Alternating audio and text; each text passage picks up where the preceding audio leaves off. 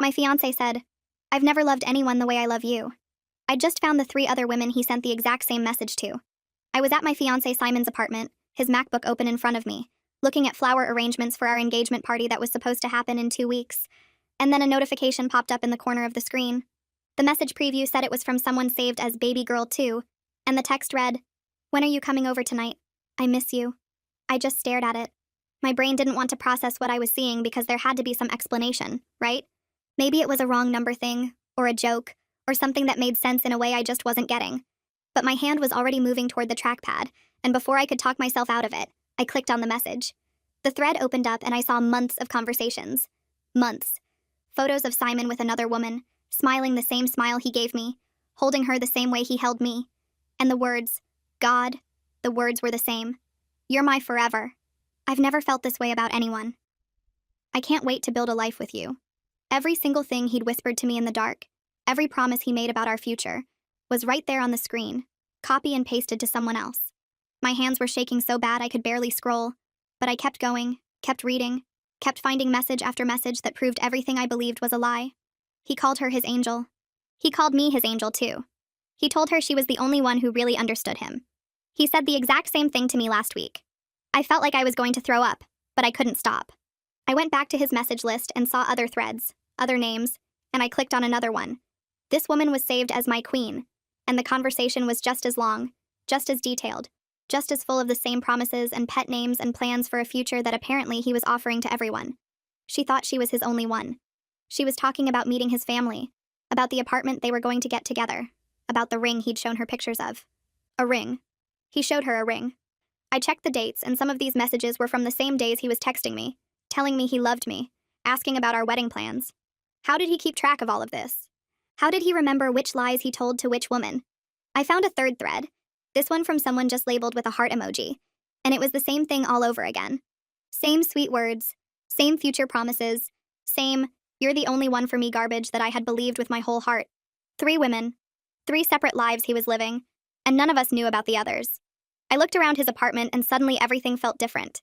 The framed photo of us on his nightstand, the one where we're laughing at the beach, it wasn't sweet anymore. It was evidence. The candles he said he bought because they reminded him of me, I bet he had the same ones at whoever else's place he visited. The drawer where I kept a few of my things, I wondered if there were drawers like that everywhere, little pieces of women scattered across the city who all thought they were special. I felt so stupid. I felt so completely, totally stupid for not seeing any of this. Were there signs I missed? Red flags I ignored because I wanted so badly to believe he was real? I thought about all the times he was working late, or visiting his mom, or at the gym for a few extra hours, and I just believed him. Why wouldn't I? He had no reason to lie to me. Except apparently he had every reason. Because lying was just what he did. It was who he was. I sat there for I don't know how long, just staring at the screen, trying to figure out what to do.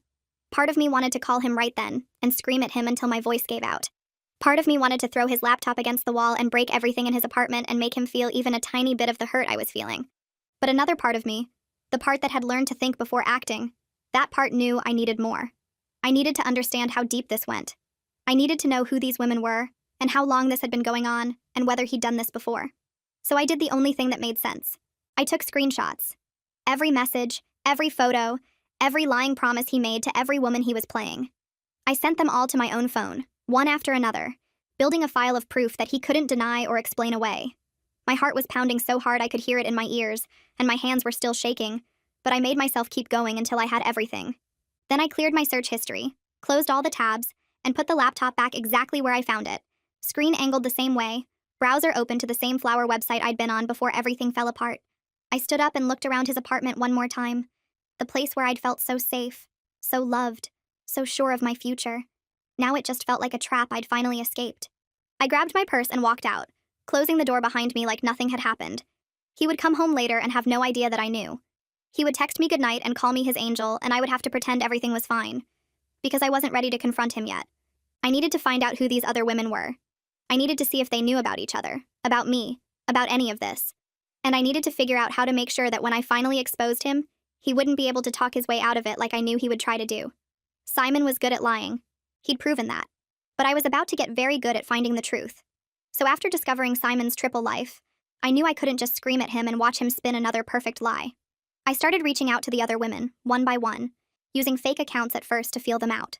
Simon thought he was so clever, keeping us all in separate corners of his life, but he never considered we might actually talk to each other. The engagement party was in 2 weeks, and I had a different kind of celebration planned. I couldn't wait to see which lie he'd try when all his worlds collided. Stay tuned for when his only ones finally meet.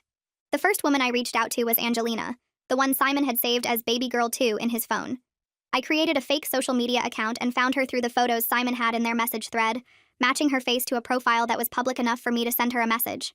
I kept it simple at first, just saying I had some information about Simon that she might want to know.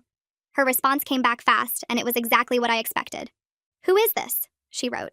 "And why are you messaging me about my boyfriend?" I told her my name was Muriel and that I was engaged to Simon, and I watched the 3 little dots appear and disappear about 5 times before her reply finally came through. "I don't know what kind of game you're playing," she wrote, "but Simon would never cheat on me. We've been together for over a year and he just gave me a ring last month. Look." And then she sent me a photo of her hand with a diamond ring on her finger, the kind of ring that says, "I'm serious about you," without being a full engagement ring. My chest got tight looking at it because I had a ring too, a bigger one, the one Simon put on my finger when he asked me to marry him. I typed back, "I'm not playing any games. I have proof." She responded with, "Proof of what? That you're some crazy ex who can't let go? Simon warned me about people like you." That stung, knowing that Simon had already planted seeds to make me look like the problem. But I wasn't going to let her dismiss me that easily. I started sending screenshots. The first one was a message Simon sent me on the same day he apparently gave her that ring, telling me I was his whole world and he couldn't wait to spend forever with me. Then I sent another one, a photo he took of us kissing that he'd sent me with the caption, "My angel." Then another message where he used the exact same words he'd used in his conversations with her, word for word, like he had a script he just copied and pasted. The typing dots appeared again. They stayed there for a long time. Then they disappeared. I waited, staring at my phone, wondering if she was going to block me or call me names or just pretend she never saw any of it. 5 minutes passed. Then 10. I was about to give up when her message finally came through. "I think we need to talk," she wrote. "In person. Can you meet tomorrow?" I felt something shift inside me. Not quite relief, but something close to it. I wasn't alone in this anymore. Someone else was finally seeing what I had seen. We agreed to meet at a coffee shop the next day, somewhere public, somewhere neither of us had ever been with Simon. I showed up early and grabbed a table in the back corner where we could talk without anyone listening in. When Angelina walked through the door, I recognized her right away from the photos, but she looked different in person. Smaller somehow. More fragile. Her eyes were red like she'd been crying, and she was holding a folder stuffed with papers that she clutched against her chest like a shield. She spotted me and walked over slowly, like every step hurt. "Muriel?" she asked, and I nodded. She sat down across from me and just stared for a moment, taking me in, probably comparing me to whatever Simon had told her about his crazy ex. Then she opened the folder and spread the papers across the table. "I printed everything," she said, her voice shaking. "Every message, every photo, every time he told me he loved me.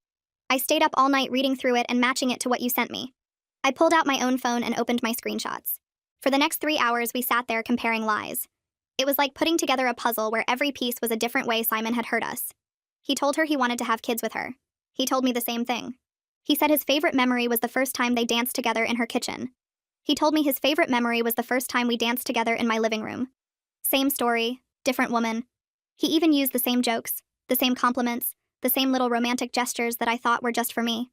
"He brought me flowers every Friday," Angelina said, her voice breaking. "Sunflowers because I told him they were my favorite. He brought me flowers every Friday too," I said. "Roses because he said they reminded him of me." She laughed, but it wasn't a happy sound. It was the kind of laugh that comes out when you're trying not to scream. We compared timelines and realized that some of his business trips were actually trips to see her, and some of his family emergencies were excuses to spend weekends at her place while I thought he was taking care of his sick mom. His sick mom, who I had met, by the way, and who was perfectly healthy and had no idea her son was living 3 different lives. Halfway through our conversation, Angelina got quiet and stared down at her coffee cup. "There's something else," she said. "Something I didn't tell you in my messages." I waited, giving her space to say whatever she needed to say. A few months ago, I was at Simon's place and his phone buzzed on the table. I wasn't trying to snoop, but I saw the preview. It was from someone saved as My Forever, and the message said something like, "Can't wait to see you tonight, baby." My whole body went cold. "What did he say when you asked about it?" "He said it was a wrong number," Angelina said. "Some guy who kept texting the wrong person and he hadn't gotten around to blocking them yet. He laughed about it, made a joke about how this random person must really miss their girlfriend. And I believed him. I actually believed him. A third woman. There was a third woman out there who thought Simon was hers, just like we did. Someone else he was lying to, making promises to, using the same recycled words and gestures that he'd used on us. Do you know who she is? I asked. Angelina shook her head. I didn't think anything of it at the time. Why would I? He was so convincing, so sweet about the whole thing. But now I can't stop thinking about it. How many of us are there? How many women has he done this to? I thought about the message threads I'd seen on his laptop. 3 that I found. But who knew how many he'd deleted? How many women he'd already used up and thrown away before moving on to the next one? Simon wasn't just a cheater. He was something worse. He was someone who collected people, who fed on their trust and their love and their belief that they were special. And he did it over and over again without feeling anything at all. Angelina wiped her eyes with her napkin and looked at me with something new in her expression. The sadness was still there, but underneath it was something harder. Something angry. I want to help you, she said. Whatever you're planning to do, I want to be part of it. Are you sure? I asked. This could get messy. Simon's not going to just admit to everything and apologize. He's going to fight back, try to make us look crazy, tell everyone we're lying. I know, she said. He already tried that with you, warning me about his crazy ex. But now I know the truth. Now I've seen the proof with my own eyes, and I am not going to let him get away with this. She reached across the table and grabbed my hand, squeezing it tight. I want to help you destroy him, she said, and her voice was steady now. All the tears dried up and replaced with something that looked a lot like determination. I squeezed her hand back and felt something I hadn't felt since I found those messages on Simon's laptop. Hope. Not the romantic kind of hope that Simon had sold me with his lies and his promises. This was different. This was the hope that comes from knowing you're not alone, that someone else sees what you see and believes what you believe and is willing to stand with you when everything falls apart. I had my first ally. Now we just needed to find the third woman and figure out how to bring Simon's whole world crashing down around him. The engagement party was still almost 2 weeks away, and I was starting to think it might turn into something very different than what Simon had planned. So after Angelina and I compared notes, we started doing detective work, going through Simon's social media likes and comments, looking for patterns, looking for the third woman. It took days of scrolling through his accounts, matching faces to interactions, but eventually we found her. She showed up in his likes on photos from a company page, and in the comments she called him her work bestie, in a way that felt a little too familiar.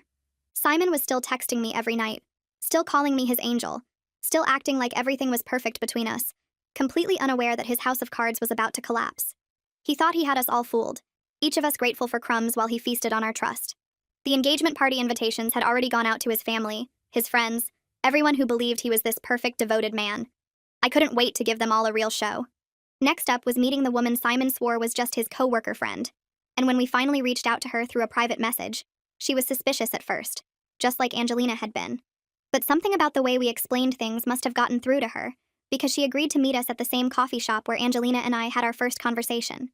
Angelina and I got there early, sitting at our usual table in the back, going over what we were going to say and how we were going to break the news without making her run away before she heard the truth. What if she doesn't believe us? Angelina asked, picking at her napkin. What if Simon already got to her like he did with me? Then we show her the proof, I said. That's all we can do. Let the evidence speak for itself.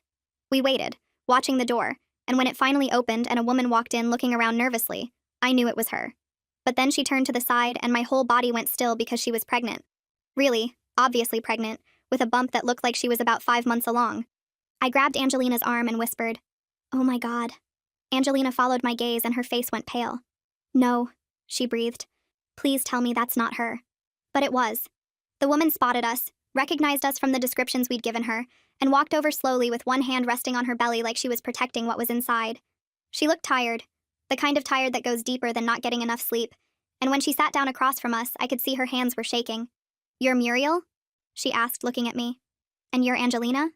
We both nodded, and for a moment nobody said anything. We just sat there, 3 women connected by the same man who had lied to all of us, except now the stakes felt so much higher than before. "How far along are you?" I finally asked, because I had to know. I had to understand what Simon had done. 5 months, she said, and her voice cracked on the words. "Simon and I are getting married next spring. Or at least, that's what he told me. That's what I thought was happening." She looked down at her belly, and I could see tears starting to form in her eyes. "He said he wanted to wait until after the baby was born to have a big wedding. He said it would be more special that way, that we could include our child in the ceremony." I felt sick. Actually physically sick, like I might have to run to the bathroom and throw up. Simon had gotten this woman pregnant.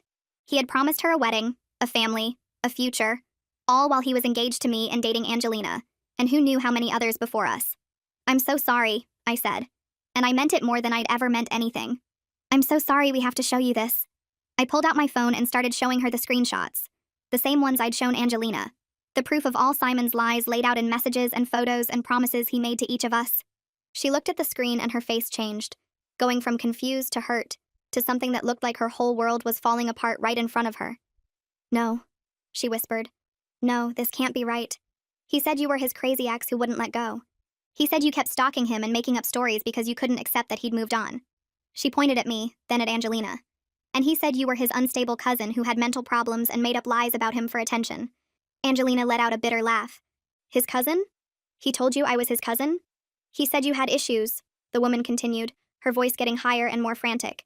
He said your whole family knew you were troubled and he felt bad for you, but he had to keep his distance because you made things up. I watched her face as the truth started to sink in, as she compared what Simon had told her to what we were showing her, as she realized that everything she believed was built on lies. The tears that had been forming in her eyes started falling down her cheeks, and she covered her mouth with her hand like she was trying to hold in a scream. He told me he loved me, she cried. He said I was the only one. He said we were going to be a family. Angelina reached across the table and took her hand. He told us the same things, she said softly. The exact same words. He has a script and he just uses it over and over on different women. The woman, still crying, shook her head like she was trying to wake up from a bad dream. But the baby, she said. He was so happy about the baby. He cried when I told him I was pregnant. He held me and said it was the best news of his life. He's a good actor, I said, and the words tasted bitter in my mouth. That's how he gets away with all of this. He knows exactly what to say and how to say it so you believe every word. We sat with her while she cried, giving her tissues and water and whatever space she needed to process what we'd just destroyed. I thought about Simon, probably at work right now, texting all three of us sweet messages without knowing that his separate lives had just crashed together in this little coffee shop. After a while, the woman wiped her eyes and took a deep breath. There's something else, she said. Something about money. My ears perked up because I remembered Simon asking me for money a few months ago. Something about a business opportunity he couldn't pass up. I'd given him $5,000 without even thinking about it, because why wouldn't I trust my fiancé? He asked me to invest in his business, the woman continued. He said he was starting a company and needed funding to get it off the ground. I gave him $8,000 from my savings. Angelina's face went red. He asked me for the same thing. I gave him $6,000. My heart sank even lower, which I didn't think was possible. He got $5,000 from me, I said, for the same fake business. We all looked at each other, doing the math in our heads. Almost $20,000, stolen from 3 women who trusted him, for a company that didn't exist. But even as I thought about the money, I realized that wasn't what hurt the most. The money was nothing compared to the rings, the promises, the futures he'd dangled in front of each of us. The baby growing inside this woman's belly, conceived with a man who never had any intention of being a real father. This isn't about the money, I said, and both women nodded. This is about everything he took from us. Our time, our trust, our belief that we were special to someone. The woman took another shaky breath and said, Please don't use my name. I can't handle people knowing about this, not yet. Can you just call me by what I do? I'm a nurse. Just call me the nurse. Okay, I said. Whatever you need.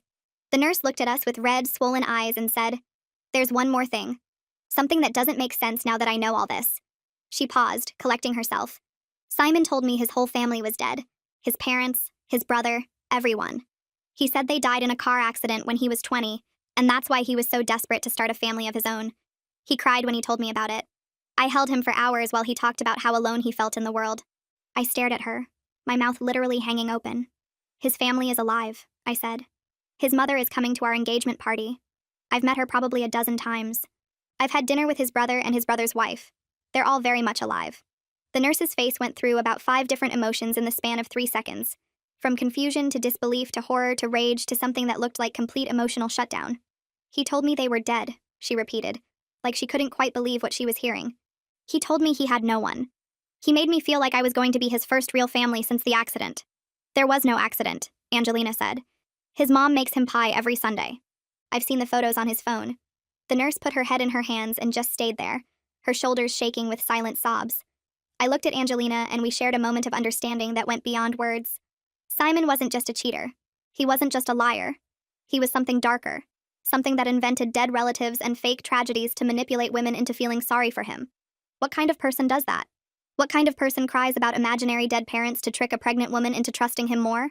We stayed at that coffee shop for hours, the 3 of us, sharing our stories and finding more and more ways that Simon had used the same tricks on each of us. By the time we left, something had changed.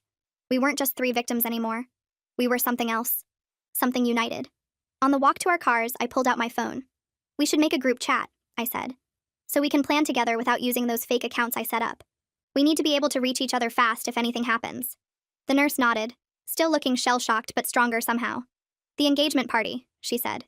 That's where we do this, right? In front of everyone who believes his lies? 9 days away, Angelina confirmed, checking the calendar on her phone. That gives us time to get everything organized, make sure our evidence is solid, figure out exactly how we want to do this. I created the group chat and added both of them, naming it something innocent in case anyone saw our phones. We stood there in the parking lot. 3 women who had never met before Simon brought us together through his lies. And for the first time since I found those messages on his laptop, I felt like we might actually win this. Simon had no idea that his 3 separate lives were about to collide. He thought he was so smart, keeping us all in our own little boxes, feeding us just enough attention to keep us loyal. But he made one big mistake. He underestimated what would happen if we ever found each other. The engagement party was going to be very different from what he planned, and I couldn't wait to see his face when all his lies finally caught up with him. After learning about the pregnancy and Simon's lies about dead relatives, I realized he wasn't just a cheater. He was something much worse, something that scared me in a way I couldn't quite explain. I needed to talk to someone outside of this whole mess, someone who could help me think clearly, so I called Larry, one of my oldest friends, and the only person I trusted with the full truth. "You're planning to expose him at the party?" Larry asked when I explained everything. "That's bold, but you need to make sure you have every angle covered. He's going to try to spin this." We spent hours on the phone going through the plan, making sure our evidence was organized, making sure there were no holes Simon could squeeze through with his lies. Meanwhile, Simon kept texting me like nothing was wrong, sending me links to wedding venues and asking about honeymoon destinations like we were actually going to have a future together. "What do you think about Italy?" He texted one night, and I typed back, "Sounds perfect," while looking at screenshots of him making the same plans with Angelina. His mother had already RSVP'd to the engagement party, her message saying she was so excited to finally celebrate her son settling down with such a wonderful woman. And I thought about how she had no idea who her son really was. I couldn't wait to show her exactly who she raised, to let her see the lies and the manipulation and the women he'd used like we were nothing. The countdown was on, 7 days left, and Simon was about to learn what happens when his lies finally meet reality. Over the next few days, the 3 of us started meeting regularly, sometimes at the coffee shop and sometimes at Angelina's apartment where we knew Simon would never show up. We shared more stories, compared more notes, and the more we talked, the more I realized that Simon had used the exact same playbook on each of us. It was like he had a manual for manipulation that he just followed step by step. First, he made us feel special, like we were the only ones who truly understood him. Then he slowly started pulling us away from our friends and family, making little comments about how they don't really get us, or they're just jealous of what we have. Angelina told us how Simon convinced her to stop talking to her best friend because he said the friend was toxic and trying to break us up. The nurse said Simon did the same thing with her sister, telling her that her sister was controlling and didn't want her to be happy. And I remembered how Simon had made me feel weird about spending time with my college friends, always having something planned on nights when I was supposed to see them, always needing me for something that seemed more important at the time. "He isolated us," Angelina said during one of our meetings, shaking her head like she still couldn't believe it. "He made sure we had nobody to talk to except him. That way, when things felt off, we had no one to tell us we weren't crazy." I nodded because she was right. Simon had built walls around each of us, keeping us in our own little prisons where he was the only source of love and validation. It was so obvious now that we could see it, so clear when we laid out all his tactics side by side. And for the first time since this whole nightmare started, I began feeling almost hopeful. Like maybe exposing him would actually free all of us, not just from Simon but from the damage he'd done to our ability to trust ourselves. One afternoon, Angelina and I were sitting on her couch going through old messages, and she pointed at her phone and laughed. "Look at this," she said. "He sent me this text about how he'd never felt so connected to anyone before, and it's word for word what he sent you the same week." I leaned over to look and couldn't help but laugh too. "He didn't even bother changing the words," I said. "He literally copied and pasted his love declarations." "What a lazy liar," Angelina said, and we both cracked up, the kind of laughter that comes from pain, but also from relief. We could see Simon clearly now. We could see how obvious his tricks were, how predictable his patterns had become once you knew what to look for. He wasn't some master manipulator. He was just a guy who found a formula that worked and used it over and over because he was too lazy or too arrogant to think anyone would ever catch on. "We're going to destroy him," Angelina said, still smiling. "And he has no idea it's coming." I smiled back, and for a moment everything felt like it was going to be okay. We had a plan, we had each other, and Simon was walking around thinking he'd gotten away with everything. But then my phone rang. It was the nurse. And when I answered, I could hear immediately that something was wrong. She was crying so hard she could barely get the words out. He came to my apartment, she managed to say between sobs. Simon came to see me. He showed up with flowers and this ultrasound photo he had framed, and he held my face and told me I was everything to him. My heart started pounding. What happened? What did you say? I almost believed him, she cried. I almost forgave everything. He looked at me with those eyes and I forgot all of it. Every lie, every other woman. For a second I thought maybe we were wrong. Maybe there was some explanation we missed. I was already grabbing my keys before she finished talking. Stay where you are, I said. I'm coming over right now. Don't answer the door if he comes back. Don't talk to him. Just wait for me. I told Angelina what happened and we both rushed to the nurse's apartment, breaking probably 5 traffic laws on the way there. When we arrived, she buzzed us up and opened her door looking like she'd been through a war. Her eyes were swollen, her face was blotchy, and she was holding a bouquet of yellow roses in her hands like they were poison, like she wanted to throw them away but couldn't make herself do it. He brought these, she said, her voice small and broken. Yellow roses because he said they reminded him of sunshine, and I'm his sunshine. I gently took the flowers from her hands and set them on the kitchen counter, far away from her.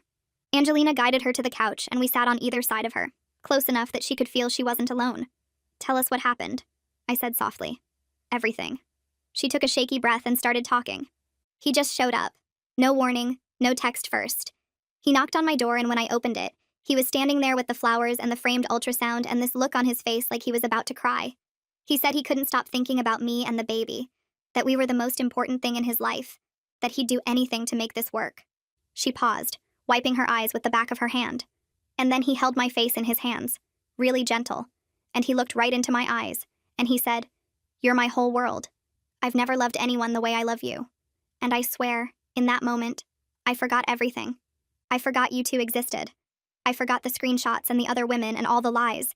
I just saw the man I fell in love with, the man who was supposed to be the father of my baby, and I wanted so badly for it all to be some terrible mistake. She started crying harder, and Angelina wrapped an arm around her shoulders. What happened next? Angelina asked. I almost let him in, the nurse whispered. I almost told him I forgave him. But then I looked down at my phone on the table and saw our group chat, saw your names, and it was like a bucket of cold water. I told him I needed time to think, and I closed the door. He stood out there knocking for like 20 minutes before he finally left. I felt a chill run through me thinking about Simon standing outside her door, patient and persistent, working his charm like it was a tool he'd used 1,000 times before. Because it was. That's exactly what it was to him. We sat with the nurse for hours, talking her through every lie, every betrayal, every promise Simon had broken. We showed her the screenshots again, not to hurt her but to remind her what was real. We read through the messages where Simon said the exact same things to all 3 of us, word for word, like we were interchangeable. He told you the same thing, I said, pointing to a message on my phone. That you're his sunshine. That you're his whole world. He said it to Angelina too. And he said it to me just last week while he was planning our wedding. These aren't real feelings. They're lines from a script he uses on everyone. The nurse nodded slowly, her tears drying up as the anger started to come back. He's so good at it though, she said. When he looks at you like that, when he says those words, it feels real. It feels like you're the only person who exists. That's what makes him dangerous, Angelina said. He knows exactly how to make you feel special. He's been practicing his whole life. We stayed with her until 3 a.m, ordering pizza and watching bad movies and just being there so she wouldn't be alone with her thoughts. By the time the sun started coming up, the nurse wasn't crying anymore. She was angry again. That cold, determined anger that I'd seen in Angelina's eyes when she first decided to help me. I'm not letting him do this to me again, she said, her hand resting on her belly. I'm not letting him do this to my baby. He's going to pay for everything he's done to all of us. I hugged her goodbye and drove home as the city woke up around me, but I couldn't shake what I'd seen. Simon had almost pulled her back in with nothing but flowers and a smile. No evidence, no explanations, just that charm of his that worked like a spell on anyone who got close to him. I understood now why he'd gotten away with this for so long, why there might be women before us who never found out the truth, or couldn't bring themselves to believe it even when they saw the proof. Simon didn't just lie. He made you want to believe the lie. He made you doubt your own eyes and ears because the alternative was accepting that someone you loved was a monster. The engagement party was in 5 days, and I knew more than ever that we had to do this right. One wrong move, one moment of weakness like what almost happened tonight, and Simon would slip away again, ready to find his next victims. I wasn't going to let that happen. So after watching Simon almost pull the nurse back in with nothing but flowers and a smile, I understood why he'd gotten away with this for so long. I needed perspective from someone who wasn't drowning in the middle of this mess. So I reached out to Barney, an older friend who'd seen me through bad relationships before. We met for coffee and I told him everything, showed him the evidence, explained how Simon had almost convinced the nurse to forget it all. Barney listened carefully, and then said something that made everything click into place. "He's not just lying to you," Barney explained. "He's studying each of you, figuring out exactly what you need to hear, what wounds you have that need filling, and then he becomes that person perfectly. He's not improvising, he's performing." That night, Simon texted me saying he couldn't wait to start our life together, that everything was finally falling into place for us. I stared at those words, knowing he probably sent similar messages to the other women, and typed back, "Me too," with hands that didn't shake anymore. The engagement party was in 5 days, and we'd finalized every detail of the reveal, organized all our evidence into a presentation that would leave no room for his excuses. I couldn't wait to watch his mask finally crack in front of everyone who believed in him. 2 days before the party, I was at Simon's apartment helping him finalize the guest list, when he said something that made my blood run cold. "Oh, I almost forgot," he said casually, not even looking up from his phone. "I might invite a friend from work. She's been having a rough time lately, and I think it would cheer her up to get out and celebrate something happy." I kept my face completely still even though my heart was racing. "A friend from work?" I asked, trying to sound like I was just making conversation. "Yeah, she's a nurse at the hospital near my office. Really sweet girl. She's pregnant, actually, about 5 months along, and her boyfriend just left her, so she's been pretty down." He shook his head like he felt so sorry for this poor woman, and I had to dig my nails into my palms to stop myself from screaming because he was describing the nurse perfectly. The same woman who was carrying his baby. The same woman he'd promised to marry next spring. He was planning to bring her to our engagement party as just some random coworker he felt bad for. "That's really nice of you," I managed to say, and my voice sounded weird even to my own ears, but Simon didn't seem to notice. "You're such a good friend to the people you work with." He smiled at me, that perfect smile that used to make me feel so loved, and said, "I just hate seeing people suffer, you know? I want everyone to be happy." The second I left his apartment, I pulled out my phone and started texting the group chat with shaking hands. "Emergency," I typed.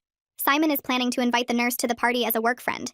He's going to have all 3 of us in the same room." Angelina responded first with a string of curse words that I completely agreed with. Then the nurse called me directly because she said typing wasn't fast enough for how angry she was. "He's going to introduce me as his coworker?" she said, her voice tight with rage. "While I'm carrying his baby? While he told me we're getting married? He's going to play the devoted fiancé to me the whole time," I said. "He probably thinks you don't know I exist, or that you'll be too shy to say anything. He's betting on none of us making a scene." "He has no idea we've been meeting," Angelina added, because I'd put her on speakerphone so we could all talk. "He thinks we're all still in our separate little boxes, completely isolated from each other." We talked for an hour trying to figure out if this changed our plan. In some ways, it actually made things easier, because now we didn't have to find a way to get the nurse into the party without Simon noticing. He was doing that work for us. But it also meant we had to be even more careful about how we acted around him in those final days. If any of us slipped up, if Simon sensed that something was wrong, he might call off the party or come up with some excuse to keep the nurse away. The next day, Angelina called me with news that made everything worse. "I just got off the phone with my cousin who knows Simon's family," she said, and her voice was shaking with anger. "Apparently Simon has been telling everyone that I've been stalking him. He said I'm his ex who can't accept that he moved on, and that I've been sending him crazy messages and showing up at his apartment." "What?" I felt sick all over again. "He's telling his family I'm unstable and obsessive. He said he's been thinking about getting a restraining order, but he feels too bad for me because he knows I'm mentally ill." She laughed, but it wasn't a happy sound. "Mentally ill. He's been setting this up for months, making sure that if I ever came forward, nobody would believe me. They'd just think I was the crazy ex who couldn't let go." I thought about how Simon had warned Angelina about me before we even met, calling me his crazy ex who made up stories. He'd done the same thing with the nurse, telling her Angelina was his troubled cousin. And now I understood that this wasn't just casual lying. This was a deliberate strategy. Simon had been building escape routes long before any of us caught on to what he was doing. He'd planted seeds with everyone who mattered, everyone who might believe us over him, making sure they'd already heard that we were unstable before we ever had a chance to tell our side. A few hours later, the nurse called me crying again, but this time it was a different kind of crying. It was the kind that comes from being betrayed by the people who are supposed to protect you. "My mom called me today," she said between sobs. "She asked if I was taking my medication. She said Simon reached out to her a few weeks ago because he was worried about me, and told her that I'd been having delusions about being in a relationship with him." I couldn't even respond at first because I was too shocked. "He contacted your parents?" "He told them I had a mental breakdown after we hooked up once, and that I started imagining we were in love, imagining I was pregnant with his baby, all of it. My mom has voicemails saved where she's asking me if I need to see a doctor, if I'm taking care of myself, if I've been having episodes again." Her voice broke completely. "Episodes. Like I'm crazy. Like I made all of this up. But you have proof, I said. You have the messages, the photos, the ultrasound appointments he went to with you. My mom doesn't know that. All she knows is what Simon told her, and he was so convincing, so worried about me. She said he sounded like such a nice young man who was just trying to help. I felt like someone had punched me in the stomach. Simon hadn't just been lying to us. He'd been systematically destroying our credibility with anyone who might believe us. He'd gone to Angelina's extended family, to the nurse's parents, probably to other people we didn't even know about yet. He'd been building a wall of doubt around each of us, making sure that when the truth came out, he could point to all these concerned people and say, "See? They've been saying these women are crazy for months. This is just more of the same." I called Angelina and the nurse together for an emergency meeting at Angelina's apartment that night. We sat around her kitchen table with all our evidence spread out in front of us. But for the first time since we started planning, I felt genuinely scared. "He's been preparing for this," I said. "Maybe not specifically for us, but for any woman who might catch on. He has backup plans for his backup plans. If we go in there and make our accusations without perfect proof, he's going to use all of this against us," Angelina said, pointing at her phone where she'd saved screenshots of what his family was saying about her. "His mom already thinks I'm a stalker. The nurse's parents think she's having a breakdown. How long before he starts telling people you're unstable too?" I thought about it and realized he probably already had. How many casual comments had he made to his friends about his intense fiancé who got jealous over nothing? How many seeds had he planted that I never even noticed? "We have to be absolutely perfect," the nurse said, her hand on her belly. "Every piece of evidence has to be undeniable. We need timestamps, we need the messages side by side, we need everything organized so clearly that there's no way he can spin it. And we can't give him any warning," I added. "If he senses something is off, even for a second, he'll find a way to control the narrative. He'll cancel the party or kick one of us out before we can say anything." We spent the rest of the night going over our plan again and again, tightening every detail, making sure there were no holes Simon could squeeze through. The presentation we'd put together had screenshots with dates and times, messages to all three of us that matched word for word, photos he'd sent each of us claiming we were his only one. It was overwhelming when you saw it all together. The sheer volume of lies he'd told, the way he recycled the same romantic gestures and promises like they meant nothing. But now I understood the stakes were even higher than I'd thought. If we made one mistake, if we gave Simon any room to maneuver, he would use everything he'd already set up to make us look like exactly what he'd been telling people we were. Three crazy women who couldn't accept reality, who made up fantasies about a man who was just trying to live his life. The engagement party was in 2 days. Simon was still texting me goodnight, still sending me heart emojis, still acting like we were the perfect couple about to start our perfect life together. He had no idea that the three women he'd manipulated, isolated, and discredited had found each other. He had no idea that we'd seen through every lie, every fake tragedy, every manufactured concern he'd planted with our families. He thought he was the smartest person in the room, the one pulling all the strings while the rest of us danced like puppets. But in 2 days, Simon was going to learn what happens when his puppets cut their strings and start pulling back. So after discovering Simon's backup plans to discredit each of us, I knew our reveal had to be completely airtight. No room for him to wiggle out or spin another story.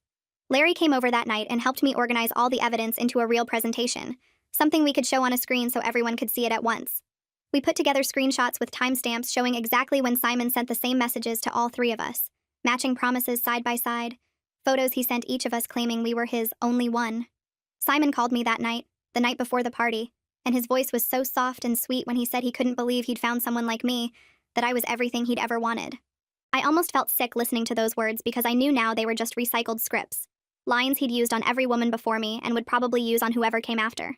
His entire family would be there tomorrow, his mom and his brother and all his friends, everyone who thought they knew him, everyone who believed he was this good guy settling down with the woman he loved. The engagement party was about to become something none of them would ever forget. And this is where Simon's perfect story ends. The day of the party arrived and everything looked perfect, exactly how Simon had planned it. With white flowers on every table and soft music playing and fairy lights strung across the ceiling of the venue we'd rented for this special occasion. Simon picked me up that morning wearing his best suit, the one he said he was saving for our wedding day, and he looked at me like I was the most beautiful thing he'd ever seen. "You look amazing," he said, pulling me close and kissing my forehead. "I can't believe I get to spend the rest of my life with you." I smiled and said all the right things back to him, told him he looked handsome, told him I was excited, played the part of the happy bride-to-be, while inside I was counting down the minutes until everything changed. Guests started arriving around 6, Simon's family and friends and coworkers, all of them hugging us and congratulating us and telling us what a beautiful couple we made. Simon's mom was one of the first to show up, wearing a blue dress she said she bought special for the occasion, and she held my hands and told me how happy she was that her son had finally found someone who made him want to settle down. "He's talked about you nonstop," she said, her eyes getting watery. I've never seen him like this with anyone. You're special to him, I can tell. I thanked her and smiled and felt nothing but cold determination underneath it all, because I knew what was coming and she had no idea. Simon worked the room like he always did, shaking hands with the men and charming the women and making everyone feel like they were the most important person there. His hand stayed on my waist most of the night, guiding me from group to group, introducing me as the love of my life and the woman who made me believe in forever, and all those pretty words that I now knew he'd said to at least 2 other women. I kept scanning the room, looking for Angelina, and finally spotted her near the back wearing a catering uniform with her hair pulled up under a cap. Our eyes met for just a second, and she gave me the tiniest nod, letting me know she was in position and everything was ready. The nurse was hiding in a back room, waiting for her cue, probably nervous but definitely ready to finally face the man who had lied to her about everything, including his own family being dead. About halfway through the evening, after everyone had eaten and the champagne was flowing and Simon was glowing with all the attention, I excused myself and made my way to the small stage where the DJ had set up. There was a microphone there and a screen behind it that we'd told Simon was for showing photos of our relationship, cute pictures of us together that his mom had helped put together. Simon saw me heading up there and his face lit up because he thought I was about to say something sweet about him in front of everyone. Everyone, can I have your attention, please? I said into the microphone, and the room quieted down as people turned to look at me. Simon was standing near the front, beaming with pride, probably already composing his own speech in his head about how lucky he was to have found me. I want to make a toast to my wonderful fiancé, I continued, and people raised their glasses, smiling, ready to celebrate. But first, I put together a little slideshow that I think everyone needs to see. It really shows who Simon is as a person. I pressed the button on the remote I was holding and the screen behind me came to life. But instead of photos of Simon and me at the beach or cooking dinner together or any of the sweet moments his mom had collected, the screen showed screenshots, text messages. The first one was a message Simon had sent me 3 months ago saying, "You're my whole world. I've never felt this way about anyone." Right next to it was the exact same message, word for word, that he'd sent to Angelina on the same day. Then another slide showing him calling me his angel in one message and calling someone else his angel in another. Same day, same promises, just different women. The room went completely silent. I watched Simon's mom stare at the screen with her mouth slightly open, her champagne glass frozen halfway to her lips. His friends' faces changed from confusion to something darker as they started reading the messages and putting the pieces together. Simon's brother leaned over and whispered something to his wife, and they both looked at Simon with expressions I couldn't quite read. Simon himself stood frozen for about 3 seconds before his face shifted into damage control mode. His hand dropped from where it had been reaching toward me, and he stepped forward, shaking his head. "That's not real," he said, and his voice cracked just a little bit. "Those are fake. She's crazy. I told you all she's been acting strange lately. This is exactly what I was worried about." He turned to look at his mom, trying to get her on his side. "Mom, you know me. You know I would never do something like this. She made these up because she's jealous and insecure and she needs help." His mom didn't say anything. She just kept staring at the screen where more messages were appearing, more proof of his lies stacking up one after another. That's when Angelina stepped forward from the catering area, pulling off her cap and letting her hair fall down around her shoulders. "Hi, Simon," she said, and her voice carried across the silent room. "Remember me? Your girlfriend of over a year? The one you gave a ring to last month and promised you'd marry someday?" Simon's face went pale, but he tried to recover. "She's my cousin," he said quickly, pointing at Angelina. "She has mental problems. I told everyone about this. She's been stalking me and making up stories." "I have screenshots too," Angelina said, pulling out her phone. "Want me to show everyone the messages you sent me? Because they're exactly the same as the ones you sent her." She pointed at me. "Word for word, Simon. You didn't even bother changing the script." Before Simon could respond, the door to the back room opened and the nurse walked out. She was wearing a simple dress that showed her pregnant belly clearly, 5 months along with Simon's baby, and she walked toward him with her head held high even though I could see her hands shaking at her sides. "And remember me?" she said. "Your fiancé? The mother of your child? The woman you told your whole family was dead so you could pretend to be an orphan who needed saving?" Simon's face drained of all color. He looked like someone had punched him in the gut and he couldn't catch his breath. His eyes darted around the room, looking for an exit or an ally or something that could save him, but everyone was staring at him with horror and disgust, and he had nowhere to run. I stepped forward and said, loud enough for everyone to hear, "These are the other women you promised forever to. The ones you said were crazy exes and troubled cousins and imaginary relationships. They're real, Simon. They're right here. And we all have the proof." The room erupted in whispers as people started talking to each other, as Simon's friends pulled out their phones to look at the screenshots I'd already sent to the group chat we'd made, as his coworkers started putting together all the times he'd told different stories about his personal life. Simon kept shaking his head, kept trying to speak, but no words were coming out. He looked like a computer that had crashed, like his brain couldn't process what was happening because none of his usual lies were working. Then his mother stood up from her chair. The room went quiet again as she walked slowly toward her son, her heels clicking on the floor with each step. She stopped right in front of him and looked at his face for a long moment. Really looked, like she was seeing him clearly for the first time. "Mom," Simon said, and his voice sounded like a little kid's voice, scared and small. "Mom, you have to believe me. This is all a mistake. These women are lying. They're working together to destroy me." His mother just kept looking at him. Then she said, in a voice that was calm and sad, and somehow worse than if she'd been screaming, "I always knew something was wrong with you. I just didn't want to believe it." Simon's whole body seemed to shrink. His shoulders dropped, his face crumpled, and for the first time since I'd known him, he had absolutely nothing to say. No charm, no excuses, no perfectly crafted lies ready to make everything okay. He just stood there in front of his mother, and the room full of people who used to believe in him, completely exposed, completely defeated. I looked at Angelina and the nurse and felt something I hadn't felt in weeks. Peace. Not happiness exactly, because this whole thing was still horrible, and none of us would ever get back the time and trust we'd wasted on Simon. But peace, knowing that we'd done it. We'd cut through his lies and shown everyone exactly who he really was. Simon couldn't hurt any of us anymore. He couldn't spin another story or plant another seed of doubt. The mask was off and everyone could see the empty, selfish person underneath. His brother walked up to him and said, "I vouched for you, man. I told my wife you were a good guy. How could you do this?" Simon didn't answer. One of his friends from work shook his head and walked out of the party without saying anything. Simon's mom sat back down heavily, like her legs couldn't hold her anymore, and his brother's wife went to comfort her while shooting disgusted looks at Simon. The nurse turned to me and Angelina and said quietly, "We did it. It's over." Angelina grabbed both our hands and squeezed, and we stood there together.